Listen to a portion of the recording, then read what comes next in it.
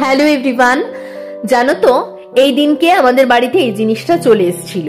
এটা কি সেটা অবশ্যই বলবো। তার আগে বলি, আমি রিসেন্টলি 3টে ফার্নিচার কিনেছি। তার মধ্যে একটা হচ্ছে একটা কাচের বড় আলমারি, যেটা কিনা বাবান আর ছোটুর বই খাতা রাখার কাজে এবং বিভিন্ন কাজে ব্যবহার হবে, মানে ওদেরই কাজে। এবং তার সাথে একটা মাঝারি সাইজের ওয়ার্ড্রপ কিনেছি, যেটা অন্য একটা কাজে লাগবে।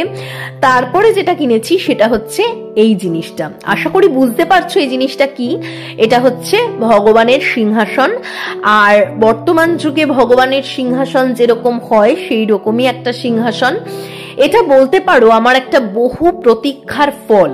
কারণ অ্যাকচুয়ালি ভগবানের জন্য একটা বড় সিংহাসন করার বহুদিনেরই শখ ছিল, কিন্তু সেটা হয়ে ওঠেনি এই কারণে, কারণ আমার হাজবেন্ডের ট্রান্সফারেবল জব।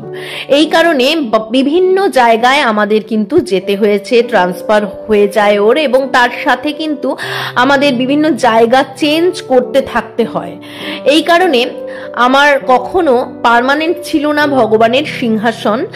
যেটা আমার শ্বশুর বাড়িতে 2টো সিংহাসন ছিল, তার মধ্যে একটা বড় সিংহাসন, সেই সিংহাসনটা বোধহয় সেল করা হয়ে গেছে। আরেকটা যেটা ছোট ছিল সেটা আর নিয়ে আমরা ট্রাভেল করি না। তো বিভিন্ন জায়গায় আমাদের এই ট্রান্সফারের জন্য একটা সিংহাসন পার্মানেন্টলি হচ্ছিল না। আমি কিন্তু, তোমরা যদি আমার ব্লগ দেখে থাকো দেখবে, বিভিন্ন জায়গায় এই ঠাকুরকে বসিয়ে পুজো দিয়েছি। কখনো একটা টেবিলের ওপরে, কখনো একটা টুলের ওপরে, কখনো বা দেয়ালে সিংহাসন তৈরি করা রয়েছে সেইখানে ভগবানকে বসিয়ে সুন্দর করে পুজো দিয়েছি। তবে আমি যেরকমই জায়গা পেয়েছি সেখানেই ভগবানকে সুন্দর করে সাজিয়ে পুজো দিয়েছি।